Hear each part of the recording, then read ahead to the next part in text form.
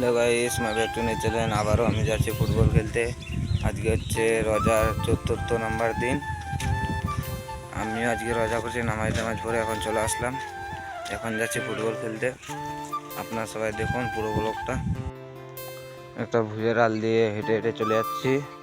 এটা হচ্ছে মকইয়ের ভুঁই, আর আগের দিকে আর একটা মকইয়ের ভুঁই আছে।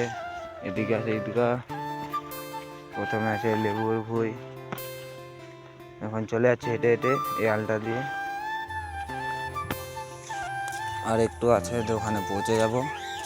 ওখানে গিয়ে আবার দেখাচ্ছি কতজন আজকে খেলতে এসেছে ওটা জানি না। ওখানে গিয়ে আপনি দেখতে পাবো, আপনারা সবাই দেখুন। এখন এইটা ছেলে মারবে বুঝগালি বা টাওয়ারটাতে। ওই এ তো আরো নোবরা চোদা।